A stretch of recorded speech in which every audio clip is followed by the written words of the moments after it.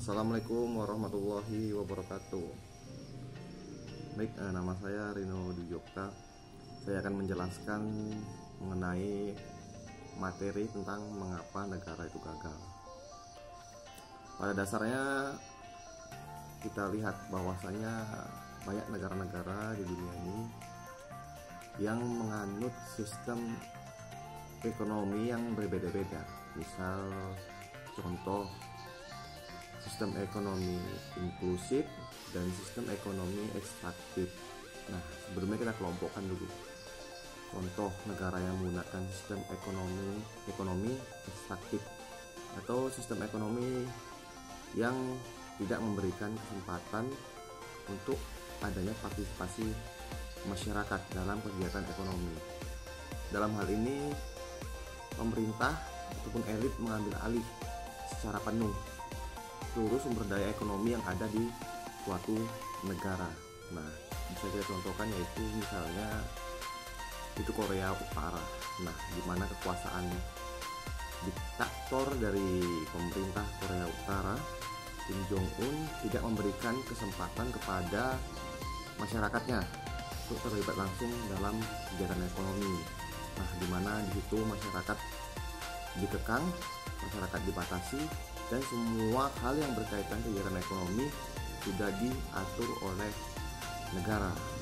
Masyarakat tidak mempunyai hak khusus dalam hal ekonomi, misal hak untuk memperoleh tanah ataupun hak-hak lainnya. Begitu pula dalam politik ya, partisipasi masyarakat sangat minim dalam kegiatan politik. Nah, itu di contoh negara yang aktif. Nah, tadi kita contohkan yaitu Korea Utara. Nah, kemudian untuk negara yang inklusif ini kita contohkan sebenarnya banyak di negara-negara yang menganut sistem ekonomi ini, sistem ekonomi terbuka yang memberikan kesempatan pada masyarakatnya untuk berpartisipasi dalam kegiatan ekonomi sehingga mendorong pertumbuhan ekonomi di suatu negara. Nah, ini contoh-contoh negaranya yang menganut sistem ekonomi ini, misalnya itu Korea Selatan. Nah, ini tetangganya dari Korea Utara tadi.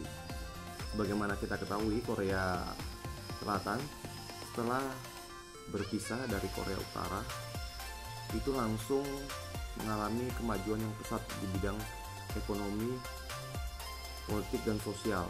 Khususnya kita bicara di bidang ekonomi. Setelah dia berpisah dengan Korea Utara, maka Korea Selatan tidak terkekang lagi untuk sistem ekonominya.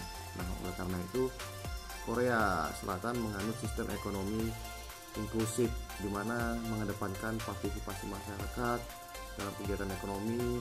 Masyarakat bisa mendapatkan berbagai macam pelayanan ekonomi ya, misalnya dari pelayanan perbankan, kemudian masyarakat bisa investasi, kemudian masyarakat juga bisa memperoleh modal, masyarakat bisa mendapatkan hak tanah dan lain sebagainya. Tentu itu memberikan kemajuan yang sangat pesat untuk negara-negara tadi, contohnya seperti Korea Selatan tadi. Makanya dia sekarang negara tersebut sangat maju baik di bidang ekonominya ya, sangat maju dan sangat pesat, maupun teknologinya. Nah, tuh dapat saya tarik kesimpulan bahwasannya faktor yang sangat berpengaruh, faktor yang sangat kentara yang menyebabkan negara itu gagal, yaitu yang pertama berkaitan dengan faktor ataupun sistem ekonominya dan juga sistem politiknya. Sistem yang bersifat inklusif ataupun terbuka itu lebih cenderung memberikan perubahan bagi suatu negara, perubahan yang baik ya tentunya, yang mendorong kemajuan suatu negara.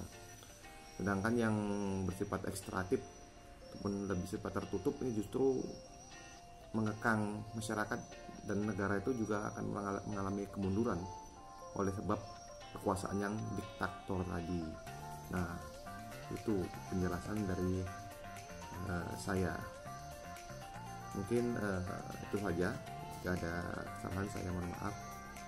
Saya akhiri. Wassalamualaikum warahmatullahi wabarakatuh.